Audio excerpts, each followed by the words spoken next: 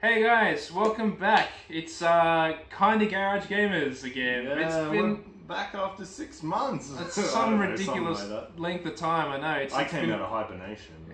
Yeah, your beard was down here before. We had to shave him for the show. He was a lost cause. It was too long. We just stopped. Anyway, look, thanks for joining us again. It has been a very long time. I am Ice Cube, and right here is Zorbs, and we're going to give you some 2017 video game awards. I thought you were going to say 20 games. I was like, whoa, that's a bit much. Nah, we're gonna not bore you that much. We will bore you a little bit though, because we do have a lot of games that we want to cover. We're going to do a top 10 each. So yes. For the first 5, we're going to kind of fly through those, and then when we break it down to our top 5, we're going to kind of get into the reasons why. The top 5 will get the love. Yeah. So this is kind of a bit of a biased point of view in terms of like the top games here, or is it just our personal opinions? Yeah. So it's not like we're not trying to go like critically analyze which one had the highest Metacritic and which one has certain frame rate. So. It's not like that. Pretty sure one of his will probably be like a 1 out of 10 game, but he loves it. All 10 of mine will be a 1 out of 10 game. Nah, there's definitely some gems in both the list, but they will have a little bit of personal touch to them, is what I'm getting at here. So, and I think our list won't be like. I think our game of the year. I think our top 5 is going to be different to a lot of people that you'll see online. Yeah, I think so too. You know, I think your top 5 is going to be different. I think mine's going to be different because I think there's a general consensus out there, which I don't think either of us are very close to. I'm pretty close. You reckon? I'm pretty close. I don't know if you are. I'm pretty close to the number 1 and 2 spot. We make guesses about each other's lists, so we have not seen each other's lists yet. We don't know what's on there. I mean, Zorbs is making educated guesses about mine. I'm making educated guesses I know about his. what's going to be on yours. I just know. Yeah, I know yours too. I know, but where you put them, how you rank them, that's all going to be very curious. So, without any further ado, we'll start with how should we do this? Like your turn, Martin, your turn. Yeah, we'll do that. We'll fly through these numbers 10 to 6 as we do a countdown, and then we'll do the top 5. Give a brief little. Message about the game. Yeah, one sentence as to why you like it, maybe, and why you put it in there. We'll do that. Okay. Cool. All right. Here we go. Let's start with 10 and work our way down. So number 10. Number 10. Tekken 7. Okay. I just thought that was a great fighting game. Excellent. Great reason. You know, I didn't really get time to play Injustice 2 as much and Marvel vs. Capcom, and Tekken is just a lot snappier, quicker, easier to jump in and jump out. I don't know, it was really well made. Okay. We'll leave counter opinions to the top 5. So you just say your piece and we move on. Alright. My number 10 is, drumroll. Sucks. No, sorry. You break my heart. I'm not even that passionate about this one, to be honest. I did my usual struggle to find a top 10, but I'm going to put Horizon Zero Dawn at number 10. That's going to be really low on most people's lists, I think. That's almost like a 1 or 2 for a lot of people. Yeah, and I could, it's a fair call. The reason why I'm going to put it there, for me personally, I just like the fact that this was done by the guys that made Killzone. The fact, because that just shows me, when you release the shackles off a great developer, like I think it's Guerrilla Games that made this. Yep. Then they get their creative freedom back. They can produce some magic, and then that's what they produced. And to be fair, it sounds like 10. Wow, that's so far back, but that's 10 of the best. We're not saying worst. We're saying at least 10. Yeah, exactly. Games. Anything that's on this list is great. Really, and there are so many. There really are a lot of games releases, a lot of AAA titles. There's been a lot throughout the year. So top 10 is good no matter which way you look at it. So what's your number 9? Number 9, it was hard to put this at 9. Cuphead is my number 9. Okay. The reason I put it at number 9 is because it's a shorter game, so obviously I didn't get invested in it as much as I would have liked to with other games. But it's fantastic from start to finish, and it's ridiculously hard, but it's rewarding. So, okay. So I put that there. Very well. Well, my number 9 is a game called Cuphead. Are you serious? Yeah. What the hell? I'm putting Cuphead at number 9 because, look, I think it's that appreciation to detail of the old school cartoons. It's just so, it feels so authentic. It's so amazing. it's so legitimate. They've even got the screen grain, and just the way everything moves. And they're not copying anything directly here. They're not taking Mickey Mouse, but they're using that influence. Yeah. They're using that influence to create this universe and bring you back into the, I don't know, when those cartoons made back in 30s, the BC era, I think it's 30s. Yeah. something like that. Yeah. So and yeah, look, it was just I love that kind of artistic integrity. So that's why number 9. Number 8, Zorps. Sonic Mania. Sonic Mania. Not Sonic Forces. Sonic's still Not alive. Sonic Like he's still making games. The rebirth of Sonic. The rebirth. Yeah, this is. That's a big call. This is going back to those Genesis era games. Like it feels just like Sonic 1, 2, and 3. Well, Sonic 2 and 3. 1 was not. So It was great. side scroller. Yeah, side scroller, perfectly 2D. Just it was amazing, and everything, the music, the way it felt, the little touches they put in there, just it made me feel like I was like, I don't know, 10 again. It was awesome. Do you smash a bit of Robotnik in there and collect your rings? Like Sure usual? do. Awesome. All right, number 8 is my first highly obscure entry to Sonic this. Mania. I've done my copycat views already. Maybe there's another one down the list. Who knows? A very small unknown game called White Day, a game which I revealed to you just before we started filming. It's actually a first-person survival horror game based off a Korean story/film. Is that the actual name of the movie? Yes, Okay. yeah. It's called White Day something something. It's slightly lost in translation, the subtext. Regardless, this is a horror game which has a lot of focus. It's not kind of a convoluted mess. It keeps the tension, and it's just well done. It's really well done. It's a low budget game. It's it's not going to get like top marks for graphics or anything like that. But considering like how small the production is, it's actually masterfully done. And I like the characters. I like the tension.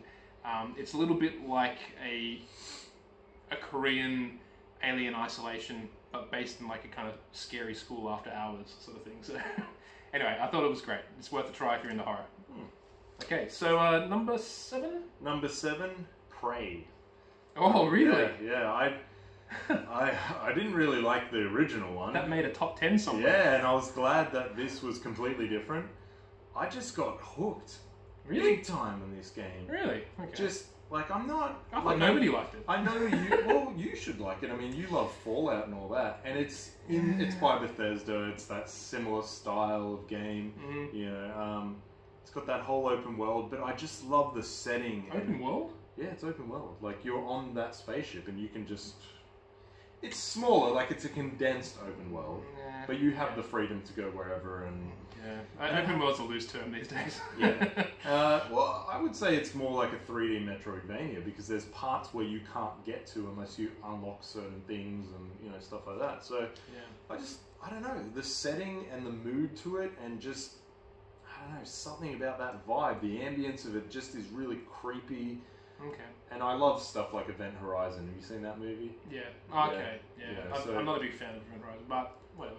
I love that just creepy spaceship. Okay. All right. So that's your number 7. My number 7 is going to be Wolfenstein 2, because look, the first Wolfenstein, the remake, The New Order, I thought was brilliant. Story-wise, it's not quite as good, but it's still up there. I think they captured that that feeling that you get like when you really want to take out the Nazis in front of you because they're generally like causing you stress. Like it's not just like here's an enemy and you've got a gun, therefore shoot it. It's like give me a reason, and they give you a very good reason. So yeah, well done. I would agree. I don't think I want any more Wolfensteins for a while though. I'm done. Just leave it on that note. Anyway, number 6 for you, Zorps. Number 6 for me, Horizon Zero Dawn. Okay. So yeah, a lot of people thinking this is number 1, number 2. Amazing game, like you said. Spent a lot of time with it. It's just, I don't know, maybe the time that it came out, I think I was playing Zelda at the time, and I don't know, I think if it came out when there was nothing at all that I was playing, I might have resonated a bit better, or if it came out in the end of the year, because it did come out early in the year. But yeah, I can't fault it really. Like, it's pretty damn amazing. Yeah, there's a few minor things you can pick on with it, I believe. But anyway, no tiny, opinions. you know. Like, Yeah, fair enough. Okay. Number 6 for me is South Park: The Fractured Butthole. Butthole. Look, as I've said before in previous videos, I wasn't really a big South Park fan. I liked it. I didn't love it. I liked it when watching the show. But when that first game came out, The Stick of Truth, it just made me a South Park fan. I thought it was so well done. And it was the funniest game I've ever played. This sequel here, not quite as surprisingly amazing and good, but there's still so many funny bits. Still an engaging story. I love the last one so much, and this one's very similar to that, so I had to put this in. All right, so we've done. We're That's up to that's number it, yeah. 5. Yeah, Okay, cool. now we're up to the meat. We're already 10 minutes into this video, and we're supposed to fly through that. That's quick. Normally we would. For us, it's quick. We would have normally split this over 6 videos. True. So we're going to keep it up though. We will do a bit of counter discussion with the top 5 because this is where it really counts. This is the meat. This is the meat. The meat of the video. So Zorbs, let's go to 5. This is where let's just go straight into it, I guess. Yeah. Okay, number 5, Uncharted Lost Legacy. Okay. This game, wow. So everyone was saying, oh, it's short. It's a short game. It's like a 10-hour game. How is that a short game? Yeah, it's pretty damn lengthy. I agree with that. I came from a game when every game was an era when every game was 10 hours or 10 to 8 or 8. So let's say 8 to 18 hours. I'd say. Yeah, but in fact, you know what? Even before that, 8 to 10. So I got no qualms with that. I just think I don't understand why. I don't think bigger's always better. Well, and so the reason I really like this is I loved Uncharted 4, but it was too long. It was too long compared to the other Uncharted games. I feel it overstayed its welcome a little bit. I still loved it though, but there was parts of it where I'm like, come on, just get to it. This was a bit more condensed and a lot more exploration. And it actually had like an actual open world environment where it was like, go tackle these things as you wish, and then it'll hone you back in. Yeah. And visually, I mean, it's amazing. It's you can't go wrong with them. Yeah. And I like the story, and it made me actually enjoy characters that I don't really care about. Okay. Yeah. That's good. I can't fault Naughty Dog. I actually only played a little bit of this one. I wasn't super invested in it because I liked following the story of Nathan Drake, and this is kind of a bit off the beaten track for that. So, but look, no qualms with it. It's fine. Look, it's a worthy top 5 entrant, I guess. I'd like to see Naughty Dog do something else, though. To be honest, I think Uncharted's been great. Let's just end it while it's on a high note, and let's just not milk it till we hate it. You know? to say it was supposed to be just DLC, but then they obviously just went, oh, well, we could do this, and then it turned into a whole standalone game. Yeah, so fair enough. Yeah. So I think they were probably trying to end Uncharted, and then just went, okay, let's just make this our last swan song. Make it a bit bigger. They kind of did that with Uncharted 3, and I thought, you know what, let's just do 4. You know what, let's just do this expansion and make it a standalone game. Yeah. And you know what, later on, the people in suits that are behind the scenes are going to go, let's do number 5. They just finish on 5. And I wouldn't care. It's so great as long as it's and they're pretty spaced out. As well. I would care. I'm as again I've repeated many times. I'm done with sequels. But it doesn't have to be Drake and all that. It can be someone totally no. You know what it has to be? It has to not be called Uncharted. Great development team. And it was good that they did Last of Us. Fantastic. Obviously, there's going to be a Last of Us 2. But then after that, just do something else. Yeah. I think they're not going to. It's Naughty Dog. You're not going to miss out on sales. Yeah, I think they're going to move on to something else. Yeah, that'd be great. But you know what? That's what we said about other Sony titles. In fact, that's what we said about other titles for any publisher, and they just keep coming back with the same thing. What's your number 5? My list is blanked out because it took so long. That's okay. I'll be the decoy as you bring up your list again. So my number 5 is, this is the game that brought me back with a vengeance to portable gaming, with a mad addiction. Metroid: Samus Returns. Metroid 2: Samus Returns. Loved it. Absolutely loved it. You took the review of that, and I wasn't very happy with the review, to be honest. But it was so good to get Metroid back on a side-scrolling platformer. Yeah, that was. Metroid on the NES, super fond memories. Super Metroid on the Super Nintendo, super fond memories. GBA ones.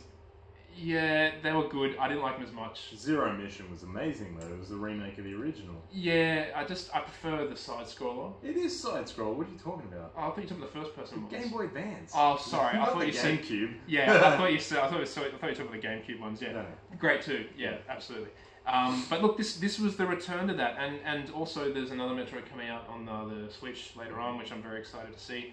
But look, it was authentic to those wonderful nostalgic memories.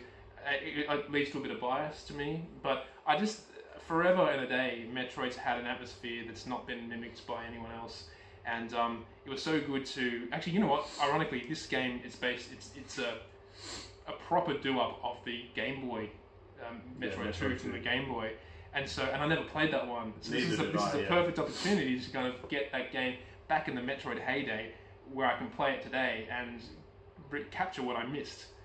So it was great, and I just thought it was fantastic. So On the other hand, I liked it. I finished it, and I enjoyed playing it. It's just the bosses. The bosses are just all repetitive.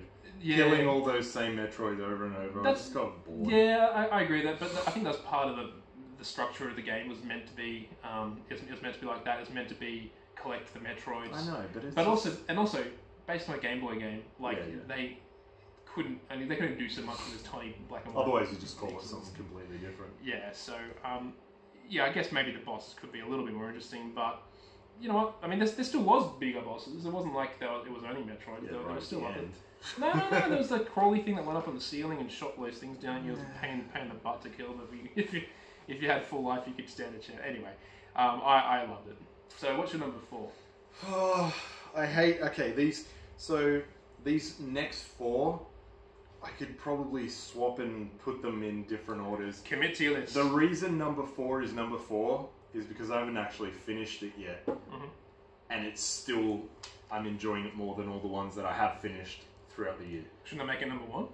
No, because I haven't finished it yet. So it might just completely go off the rails right at the end. Most of the reviews that are out there, the people that finish those reviews that are sitting out there on Metacritic, let's be honest, everyone knows it. Yeah, it's like the game just came out, the like review copy, they just got it 2 hours later. Exactly, so, there's no cheating or anything, so... Alright, well anyway, number 4, Evil Within 2. I freaking love this game. It's so good. I love the gameplay. I love the artistic approach, just like the way they do the lighting and the way that some of the creations, some of the creatures that you see just look disgusting and just amazing. Disgusting in a good way, right? But not overboard where it's just like, hey, let's just chuck a few things together and see what happens. Like, it's so well done. Like, yeah. It's just, I don't know why I like it so much, but it feels like really the spiritual successor. Oh my god, I can't even talk. No, you got it. Spiritual successor to Resident Evil 4. Like, I feel like 5. Wow. Resident Evil 5 was good, and 6 was pretty rubbish. Yeah. And then I feel like it's come back now that he's been able to, because he left That's after a big call. 5, I'm pretty sure, or did he leave after 4? Yeah, he did Vanquish, I think. Yeah. Yeah. So was that wasn't through Capcom though? Sega did. It was, Vanquish, yeah. But anyway, yeah, I feel like he's back. Really? He's back. Okay.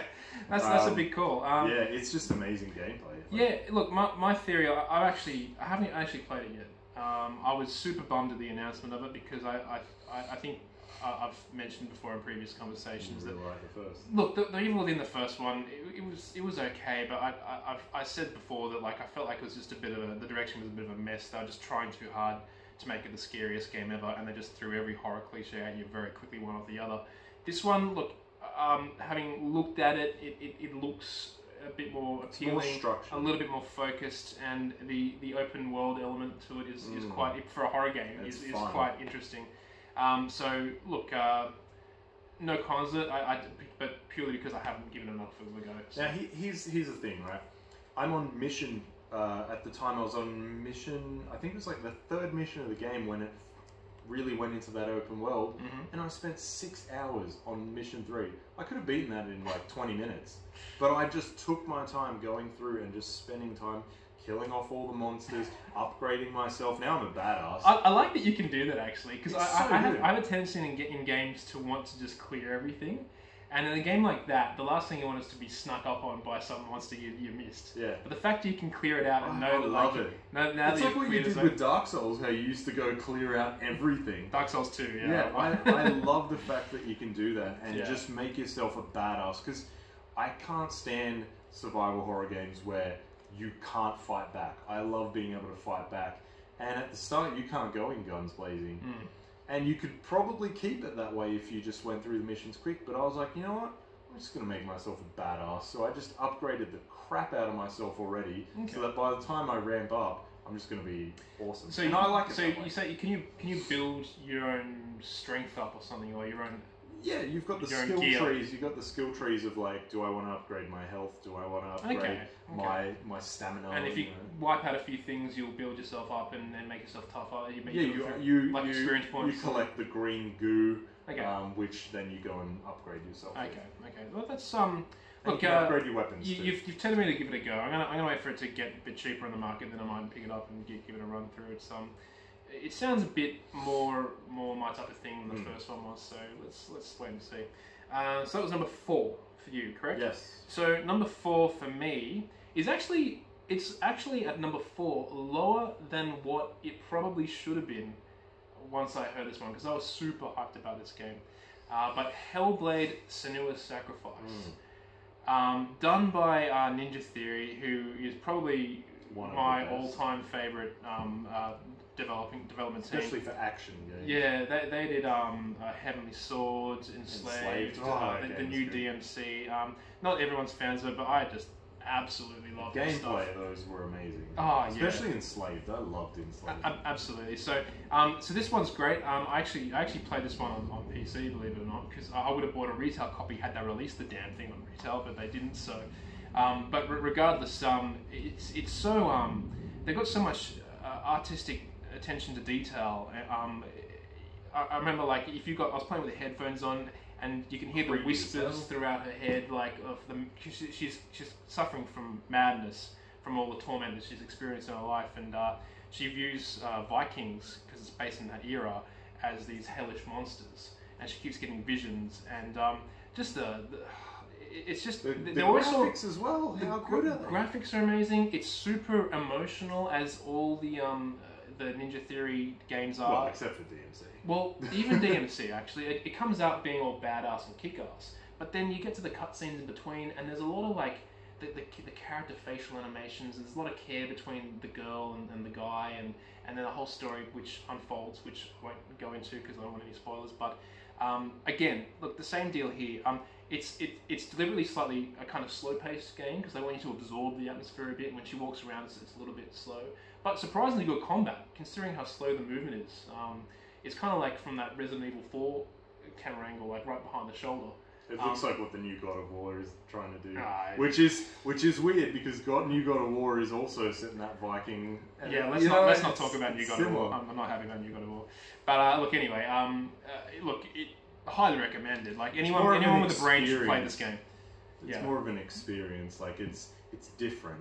Yeah, especially when you're playing with headphones. Yeah, there's not much freedom to explore. It's quite unidirectional. There are open areas that you can, and puzzles to solve and stuff like that. So there is definitely that going on. But you're not going to go like find lots of hidden secrets and stuff. It's not that kind of game. Look, regardless, amazing, so amazing overall. So number 4, which brings us to the top 3. The top 3. Top 3. Okay, so this is number 1 from a lot of people online have already been saying, like, this is their number 1. The Legend of Zelda: Breath of the Wild. Overrated. It's not overrated. People called it Game of the Year for nostalgia. No, it's completely different to all the other Zeldas. I've never been the biggest Zelda fan. I've never actually finished a Zelda game until I played that 3DS one I really liked. but I'd never finished any of the 64 ones. I didn't actually like Ocarina of Time or Majora's Mask. That's interesting. I didn't like them either. Okay, there you go. But I love the NES and SNES ones. Love them. See, I never owned those. I yeah. played a bit of the Game Boy. I played the Game Boy one, which I think was the NES one, was it? I don't know. Or the SNES one, I don't know. I didn't mind Wind Waker, I enjoyed that, but I didn't even get halfway through it. Anyway, Twilight Princess I liked, but yeah, this one, completely different. Like, it didn't feel like a standard Zelda game. The freedom it had, the upgrades, the armor, you know, just... This is the open world. Like, if open world is this consistent thing that's in games now, this changed it to make it completely open world. The fact that you could run to the boss right at the start and try and take him on is insane. You can finish the game right at the start if you were that good.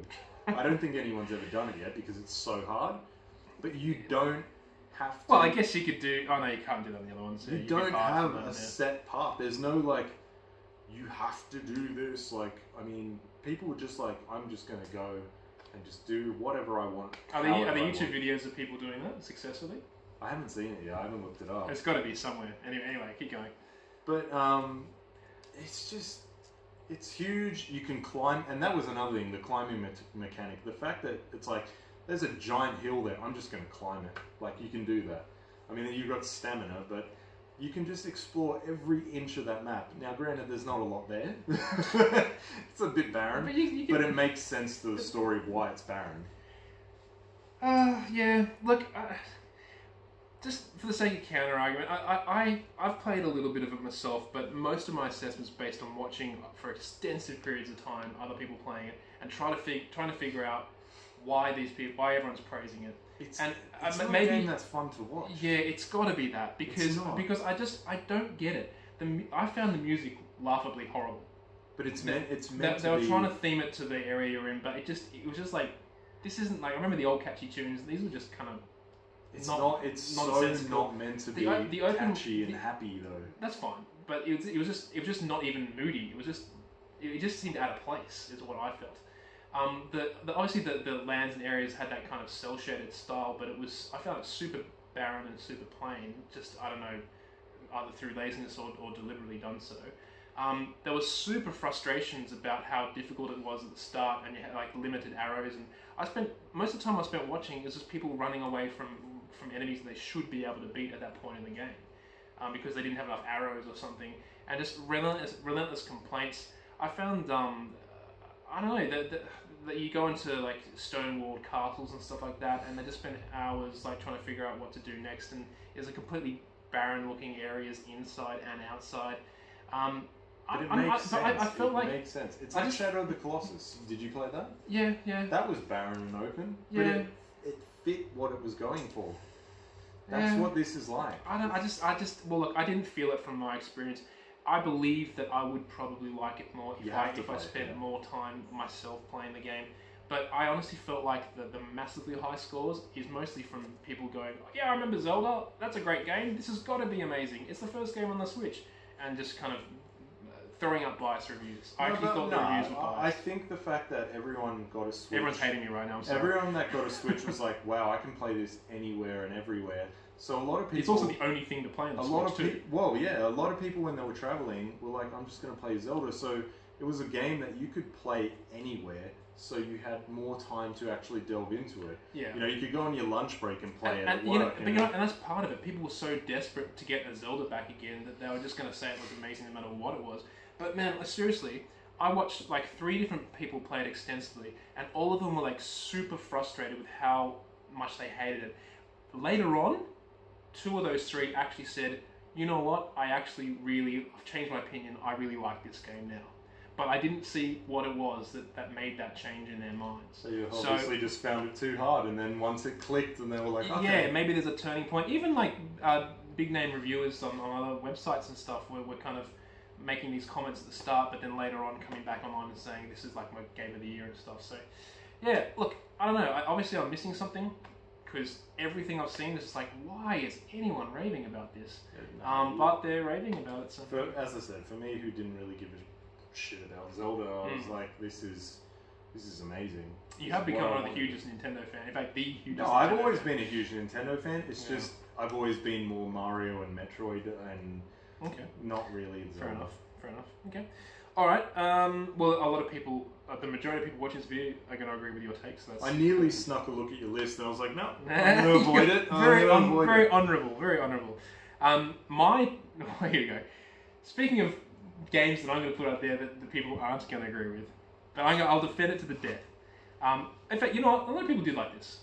Some people thought it was a bit meh. You're just trying to make yourself feel better. True. No, because I know that. But I tell you what, look, top 3, I swear by this game. I loved it. I really did. From the moment I get it, it's the shooter that I've wanted for a long time. Ghost Recon Wildlands. Ah, okay. I loved it. I absolutely loved it. I'm People so... didn't hate it. No, they didn't. Some people are a bit meh about it, but I was just like over the moon. Because for years, we've just been getting these same repetitive first-person generic shooters, just nothing to it. It's just the same thing over and over. All the Call of Duties, Battlefields, all of the PC titles. I can't even name them all. Basically, whenever you hear military shooter, you know exactly what it's going to be. This one, third person. You can create your character, which is great, and they've actually got good choices, unlike The Division. You want 3 hairstyles? You got it. Yeah, I know, right? But this is good. You can actually create a character that's likable.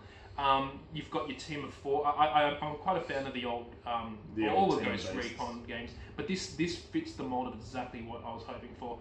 Open worlds, a lot of stealth and gadgets and stuff like that. And it's tackling like a real world issue, which is the Colombian, Colombian or Mexican, Colombian, drug cartel issue, which is huge. And it's actually like a very solid premise to be setting a game in. Just to cut you off, yeah. Can you play it single player? Absolutely. I did the whole thing single player. So AI, your partners then? Yes, okay. Yeah. So do you manage them? You do, and it's simple to manage. Basically, you can go in stealth anywhere. You can just charge in and attack. You can drive vehicles all over the map. I absolutely love it, and I love clearing out maps. I love taking it over and knowing I've just brought peace to this area. And you've got the main head of the cartel, and you've got several subdivisions.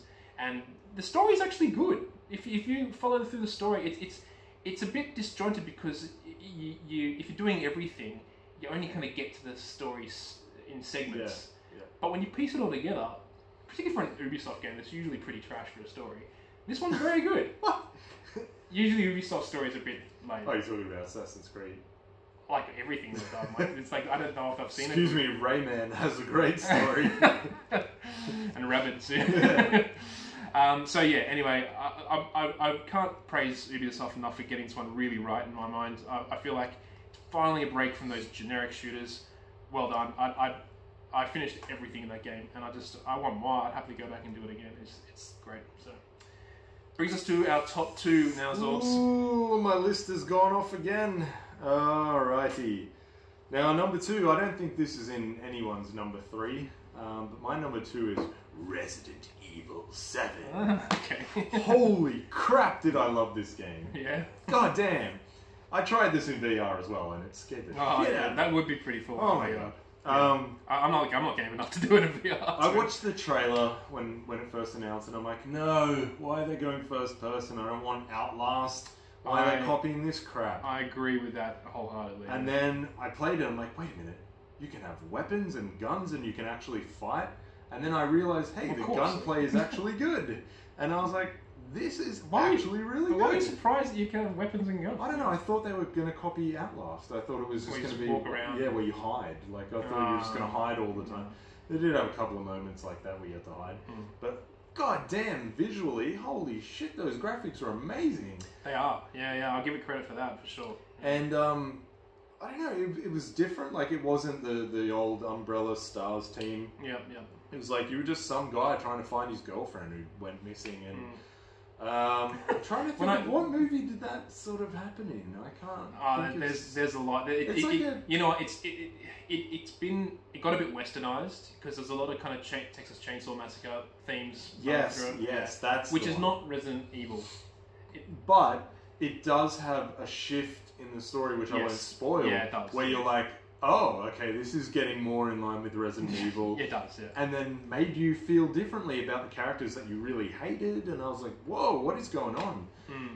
Ending wasn't so strong, but just, God, I don't know, I just really loved it, and it was scary as hell. Yeah. Look, I agree with what you're saying. I'm just a bit, I'm quite a Resident Evil fan. I really love the majority of Resident Evils that have come out in the past. I just felt like this shift was a little too much for my liking. It's like, again, it's kind of coming back to that first person thing, which I'm just really getting jack of. I see first person as a lazy out, because you're not creating the character that's in control, and that's a huge part of the development process. I love third person more than first person, and when we suddenly first person is scarier. There's no doubt about it. Getting something right in your face as opposed to seeing it coming at you. Yeah, that's fine. But like like the scares don't make a difference to my opinion of the game. The scare level. Yeah, but that's what they want. They want what does? horror. Yeah, but what does is that I think Resident Evil has an atmosphere which, for most part, has been very good. There's been a lot of off games in the series, but the good ones were just so unique. The good ones were written by the guy who did Evil Within, not who's doing it now. So it had to be different. You can't just copy, because then it would be the Evil Within and Resident Evil, and they're the same game. I know, but like you can still make Resident Evil great. I just like the old direction. I was disappointed in this shift of Evil Within direction. too, because that's what it is. Okay, but I'm just saying why this game was disappointing for me. But at the same time, it was very impressive visually, and it does have a lot of good things about it. I would just rather that game have not been called Resident Evil and just be its own standalone title. And I think I see it like that. Like, I see it as, yeah, it's called Resident Evil, but when I play Evil Within, to me that's Resident Evil, because that's the creator of Resident Evil. It feels more like Resident Evil Evolved. Like, I'd rather they just have their own identities. I like that they're so different. I like that one was third person and one was first person, and both of them are in my top 10. And one's number 4, one's number 2. Evil Within might actually be number 2 had I finished it before we did this list. So they're pretty damn even in terms of how I enjoyed playing both of them. So that, for me, after Resident Evil 6, I was like, this is... Yeah, look, crap. I agree What's as well. happening? After Resident Evil 6 was a real bummer. Yeah. It was glitchy. It's like they were trying to make it Uncharted. It was rushed. They're trying to make it Uncharted. Rushed. You know what I mean? Like it's like they were taking inspiration from Uncharted or something. I don't know about that, but they were, because they're trying to get those kind of cinematic camera angles at times. But it just didn't work. It did not work. No, not at all. So, like, I understand the change of shift. I just thought the change was a little bit too harsh. I would have preferred it either to stick a bit more like Resident Evil or just call it something else. But for me, it was like, well, I don't like Outlast and that, because I don't like those horror games where I'm not in control of fighting back. I hate the fact of, oh, I gotta hide like a little pussy. It's like, well, if I'm gonna be that close to dying, I might as well try fight back. So I like that Resident Evil gives you the option to fight back, and you can play it stealthy if you want. So I like having the option at least. Yeah. Okay, all right. Number two. Okay, another one which got good reviews, excellent reviews, but has been completely forgotten by everybody, but not me, because I remember. But not me. I remember, and I have just absolutely loved this game. Absolutely loved it. I thought it was just so charming and beautiful, and extremely underrated. Gravity Rush 2. I knew you would put that up the top. Gravity Rush 2. My God, it was such a beautiful game. It was so good. I didn't like this. This was... how far I saw you like, oh, I'm with my eyes twitching there, but how far did you play in that game? Not much. Okay, because I think from the beginning to end it was fantastic. It starts off and you kind of like you think you know where it's going. It's intriguing from the beginning, but you think you know where it's going. By the time you get about an hour into the game, it suddenly just opens up, and it's filled with like this amazing world full of imagination. You're literally going, everything's elevated at different heights and different levels, different towns. You literally gravity rush from these giant cities to from the upper echelon at the highest point to the poverty-stricken down the bottom. I saw it when you were playing at that time, and I was like, damn, that looks cool. Oh man, I don't know. And it's just so charming and so sweet, but so while being so engaging with a great story, this epic ending. It needs to be like this top 2 because you guys just need to play this. But see, I didn't like the style of gameplay. Like, I didn't like how it felt. I don't like that whole like floating around trying to fight, and I didn't like that crap. You get it used to it pretty and, quickly. yeah. You know, it doesn't. It's a little. It's tricky, but that's just its point of difference to every other game. I know it's different. But Yeah, but it's it's just the feelings you get playing this game, and this is a true game where it's just like really absorbing, and the atmosphere is just. This is what the industry's lacking: good imagination. And whenever I see a game that's really bringing out good imagination, just not following the same tropes that always gets rinsed and repeated constantly, I'm just like, I give a little round of applause because, like, you know what, you're thinking outside the box, and I was kind of like, I was expecting to get kind of like number 2 of the PSP version, and the PSP version I loved as well, but this was like a whole other level. You mean the Vita? Yeah. Sorry, Vita. Sorry. This was a whole other level. This was just like not what I expected. So much more so much grander, and the colours. Oh yeah, I just got so many fun memories. I'm overwhelmed with memories, with fun memories. So do delve into it. If you think you know, if you play the 5 minutes of it, you think you know where it's going, you're wrong.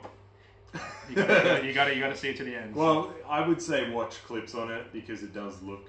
No, it does look good. Yeah, no, but don't watch clips on it because then you'll spoil like the magic. Yeah. Just have a look at the gameplay, like, and don't watch like start to finish. Well, like, no, because then you'll definitely ruin it. But if they just have a look at what it looks like, it is pretty visually appealing. Like, absolutely. It's good just, art style. yeah, like and look, is it cell shaded sort of? Absolutely. Yeah, 100%. Yeah. But the buildings as well, or just her? The whole world. The whole world. I couldn't remember. I couldn't just remember her. Yeah, there's also so many things to do, like side missions and little kind of alternate worlds to explore. It's crazy huge. Like, was it big? Like, how long? Surprisingly big. I can't remember, about 20 hours to 30 hours. Okay, that's pretty damn big. Yeah. It depends. Like, you could probably run through the story in about somewhere between 15 to 20. Oh, damn! Even that's still pretty long. Yeah, but then if you want to gather everything, that'll probably take up to 30, maybe more. Okay. Something around there. So yeah. Anyway. One to check out. Yeah. Speaking of one, we're at number 1. Woo! I didn't expect this to be my number 1. I knew it was going to be a great game, but I was like, no way they can do it again. Fucking Mario Odyssey, number 1. you did make that number 1. Woohoo! Oh my god! It's just so much fun, and I can't stop playing it. I know. When you put that on Facebook, it's like capital letters everywhere. This is the game of the year. It's like, come on, Matt. No, I wrote game of the year ? I didn't write this is the game of the year. Capital letters though. Come on. But anyway, shit, I can't. Like, my Switch is with me because I take it to work every day, so I can play Mario on my lunch breaks. Okay. I've finished the game. I finished the game. I don't know, a few weeks back or after I did the review, and I'm still playing it. There's so much content after you finish it. So you even unlock Mario games are getting good like that. I was about to spoil something, and I was like, no, I'll just shut up. I think everyone knows anyway. Post game, there is a lot more. Than once you finish the general story. It's like Mario 64. What was it, like 120 stars, but you only needed like 70 to get up to Bowser at the end. So afterwards, you finish it and you're like, good game. And then they're like, no, you're not finished. There's 999 moons in the game. When I finished it, I think I was at like 300. So I had 699 left. I'm at now... Are they short missions, these things? Yeah, they're quicker and easier to get. And some of them are pretty obvious, like you can see it and you're like, I know how to get that. But then some are a bit trickier where you're like... But basically, what is it? It's an open world Mario game. You've got those maps. Like, it's like, here is the ice world. And then that's like a little open environment to go explore and do. But what is it you really love about it? Like, because, I mean, like, I've loved Mario really since a kid. And then, like, when I got older, I kind of go, yeah, like, that's fine, but I'm not really going to spend much time on this stuff. But the games are still going to be good, particularly like the Wii U, the recent Wii U and 3DS era. All those Marios were fantastic, and I'm sure this is fantastic as well. But it's just like it's a kind of game I'd happily pick up and play, but I'm not going to like divulge myself into it.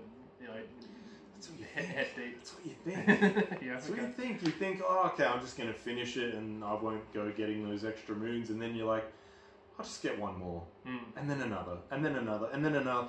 Now I'm on like nearly, 550 moons and I'm still going. Okay. Like, I haven't wanted to stop yet. Okay.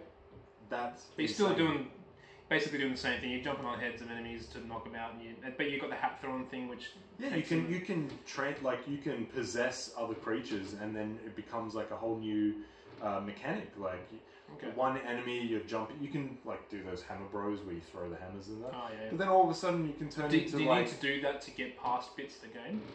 Like kind of. Like puzzles. There's certain puzzles that require those okay. different ones, but everything feels so different. You can even use a bloody T-Rex. You can jump on a scooter, ride a scooter around. Like you can, it's just everything about it. Like every different character that you possess has their own unique mechanics. So every time you're in a new world, you know there's going to be something different in this level that feels different to the one before it. Do you get the sense that just Mario is Mario and it just can't do wrong? Yeah, Mario. They're not going to make a terrible Mario game. It's impossible. They're just so damn good. And because it's one of those mainline games, so you had 64, Sunshine, Galaxy, and then this. So it's one of those ones. It's not those, the side-scrolling ones. Yeah. And it's not even like the last one on the Wii U. The Wii U, that was more of Mario 3, but in a 3D type. I don't know, it had the flagpole and all that, which is Mario 1. But anyway, this one is, the typical open world Mario, and it feels more like Mario 64 than any of the other ones have. Sunshine didn't feel like 64. Yeah. Galaxy... Well, I'm not a big Mario 64 fan. I thought that was a bit of a meh sort of Mario. Really? I like well, they're all big at the time. If I had to rank them, though, I wouldn't put it that high. Personally, I just prefer the side-scrolling Marios. But at the time, though, you got to think. Well, they're all when it first came out. That was the first open world game. At the time, every one of them was really good. Yeah. And it was like that. But it was kind of difficult and clumsy to play. But for the reason that and that's why this one is so amazing, is because the mechanics of this one are just so well refined. Yeah. It's not as clunky as the 64. And the joystick's not like in the middle of the controller. and playing it handheld mode is great, but then sitting back and playing it docked and having that pro controller, so good. Okay, yeah. Well, I guess I'll have to give it a go. Visually, it's amazing. Like I'm sure it charm is. I'm sure it is. Everything. There's not one thing that I can just be like. Actually, the weirdest thing about it is they've used some environments where it's almost realistic looking, and so you're almost like, okay, Mario doesn't really fit in this environment. I saw that in the previews. But I think that kind of adds to it of being like, you're so used to, okay, there's a normal world, then there's this desert world, and then so having these ones where you're just like, whoa, I didn't expect that. It's different, it reinvigorates something that has been going since we were born. Right. Yeah. How much more can you do? So. Okay, mate. Yeah. Well, look, fair enough. It sounds 10 out of 10. Sounds like you're really into that game. I actually didn't give that a full 10 out of 10, 5 out of 5 score. I gave it a 4.9 or something. Okay. Yeah. Okay. So, which is what was 4.9 would be a 9.5, right? On our scale. I think that sounds right. Yeah. Someone with maths, you figured that out. I think that's right. Well, so it's quite frankly, it's a disgrace that this one isn't your number one as well as mine, as well as everyone else that's decided not to put this as their number one. Because was it even on my list? I'm curious. Quite frankly, it is the number one game of 2017. There's no denying it. Then you can't. Destiny. It's not opinion based. It's not even it's not my opinion. It's not your opinion. It's not anyone's opinion. It just is. It just is the number one. It's gonna be something crap. No, it's not, because it got amazing reviews, and it's just got it's a game that desperately was needed in this rinse and repeat genre. A shining beacon of light. Okay, come on, just get to it. A shining beacon of light. Nier Automata. Okay. Number one, Nier Automata. Before you start, I will say I just recently bought that, so I haven't played it yet. Right. I only played the demo, and I love the demo. Yeah. So that's on my need to play list. Yeah. So I don't have anything bad to say about it yet. Yeah. Because I can't critique it. It was done by Platinum Games, and anyone who played the previous Nier knows that this game is a hidden gem. The previous one had quite a few technical flaws, but in terms of like everything about it as a game in a whole, in terms of its mood, its direction, music, feels, atmosphere, on the artistic side of things, and I kind of go up on about that side of things a lot, but it's very important to me. Nier Automata just kind of takes that, refines the kind of technical areas of the previous one, and kind of makes this game, which I just kind of see as borderline perfect. But is it even a sequel? Does it have anything to do with the original? It does. There's worldly tie-ins, but not so much directly like from character to character. There's all new characters, but there's definitely references to the previous game.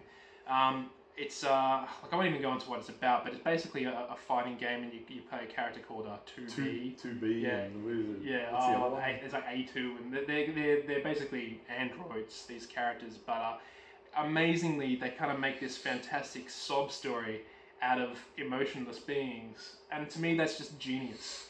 And at the same time, you've got incredible action gameplay. Oh, the gameplay in that demo that I played was amazing. And that's astounding because the gameplay in the previous Nier actually wasn't that good.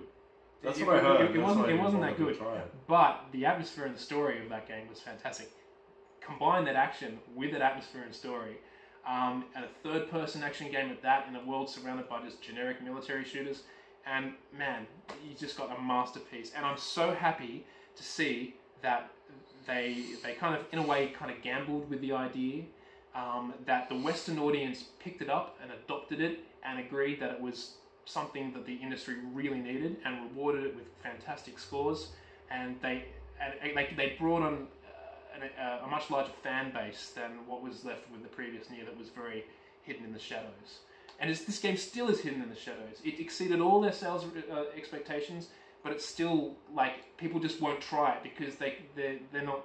They look at it and they go, "Oh, it's a Japanese game. Like, yeah, it's anime." Yeah, yeah, and it's a real shame. I just think at the end of the day, there's only certain types of people who will even consider giving that a go, and that's a real shame to me because it's just like this is the kind of game that should be, in my opinion, the best-selling game on the console. Well, I own it now, so I'm getting onto that after I finish and I want to see those developers rewarded for just putting together just such an amazing masterpiece. One thing I've heard though is this is one of the rare times where you finish the game and you actually want to replay it because there's a different ending. Yes, and when you do that... multiple times, apparently. That's right, and when you do that, it's like pretty much a completely different story each time you do it. The story as a whole continues. It's nuts. Yeah, that's...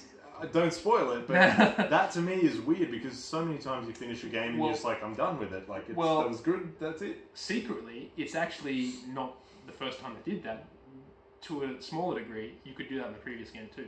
Okay. It was a bit more repeat, like you repeat most of the story, but there's changes in that story and you get a different ending and you get to play as a different character a bit more.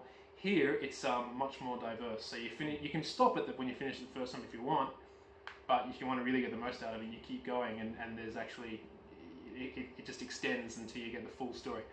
You can stop at any point, but you can, if you want the full experience, you go all the way to the end. Is it open world? Because everyone says that it is, and I'm like, I thought it wasn't. Well, again, this is this loose terminology of what open world is. There's open world sections? Oh, yeah, I'd say that's more to the truth, so... Anyway, look, my number one, hands down. Good on you, Platinum Games. That probably would have been on my top 10 if I actually got to play it in time. Yeah, yeah, and hopefully you'll get around to it. The demo alone, alone, that gameplay, I went from, what was it, like side-scrolling shooter to like yes. third-person action, and then right. I was like, whoa, it's like a mix of all these different types of gameplay, yeah. and they all work. Yeah, but the emotions as well. The emotions. The only thing I didn't like grabs you. The only thing I didn't like is I fought these enemies that were the most generic. They look like rubbish bins with like rusty rubbish bins. Yeah, because that's the kind of like that's part of the aesthetic. You know, they slightly grungy post-apocalypse sort of. Yeah. But anyway, like I was from the moment I saw the teaser of that game, I just thought this is. And all these AAA titles were coming out, but I was eyeing off that one the whole time, and I'm so glad to see that people adopted it. So it's really good. If you haven't done it yet, adopt it now. It's great. So. And I'm just going to throw in two little runner-ups. I'm going to say Neo and Mario X Rabbids. Because those are both great games. Oh, actually, you know what? The way you were raving on about Rabbids before, I would have thought that made your top 10 without question. That's surprising. That's Yeah. That's not surprising. Yeah, that was on the short list. Yeah. Neo as well was gonna. I was like, oh, I didn't play enough of Neo yet, so I couldn't put it on there. And Mario X Rabbids was great, but then it's. You know. I don't know. It was the time it came out. It fit perfectly, but then when I compare it to all these other ones, it wasn't. Okay, well, you know my two sneaky ones that I've added, just sneakily. Yeah. None, because the rest of the games were shit this year. But this Which brings us to the biggest bummer of 2017. And For you? Well, I'm a much nastier person than Zorbs. I've got this scroll of games which I could roll down and read out to you that was a bummer for 2017, and you had a much harder time trying to pick one. Yeah, because I'm not stupid. I don't buy games that I think are going to suck. Yeah, but like I was saying before, if you see all the games on the shelf, there's games that you look at and you just want to pick it up and throw it at someone's head. Right? Oh yeah, Destiny. Destiny 2. Okay, there you go. You know, that's like that could be. But I won't say that's the shittest because so many people like it. It has to be doing something right. A lot of people who were hyped up for it are really anti it as well. Yeah, there are fans, but there are haters too. Obviously, I mean, I'm a hater. I think it's better than Halo, but it's still Bungie and their shit. So yeah, everyone who's like, oh, Bungie's the best at shooters. Fuck off. Terrible. Man, you gotta. Do you start the censorship bleep noise? No, screw censorship. That deserves to be in there. I'll second that. Fair enough. Seriously, Bungie. Oh, if you want a generic shooter, play their games. I agree. Anyway, we just lost a lot of viewers, but that's fine. That's fine. If you made it this far, by the way, thank you. So, what is your No, I want to hear yours first. I want to hear yours first. Alright, okay. You know what? It was a tough choice. Much tougher than my top 10. Because there's just so many. Far more than makes my top 10. But I'm gonna give it to Mass Effect Andromeda. I thought you liked that. No! I really thought you actually enjoyed it. I'm a huge Mass Effect 1 and 2 in particular fan. And number 3 was good, but not quite as good. I thought you said this wasn't as bad as people said. No, I was. Did you finish it? No, who could finish that? Okay. Look, I mean, where do I start? I didn't even need to go into it because everything about it that's terrible is public. They hired these morons to produce the thing in the first place. From the first trailer we saw it, they were doing some country music, which off the bat is like not Mass Effect. Even if they're doing it as a joke or a teaser, it's Johnny Cash. You never do Johnny Cash music to Mass Effect. Comes out, everything I foresaw as being a problem was even far worse than I expected. Obviously, you've got the animations, the facial animations that were just notorious for being appalling and just laughably bad. It was so bad that it was just distracting. You couldn't focus on the game because you're too weirded out by the eyes like rolling out left and right. Like, and it was obviously worse than the previous generation ones. Well, you know what? The previous ones, like, there were issues with it, but it wasn't. No, I'm saying like it was worse, as in like those were last gen. This is new gen. Oh yeah, I mean, and it somehow doesn't look as good as what was before. Oh, there's nowhere near it. I mean, like the previous ones, like there were some moments where the facial animation was slightly unusual in the first 1 to 3, but nothing noticeable. Like it was just minor tiny things that you'd happily forgive. But this was like all the time, and it was like they're trying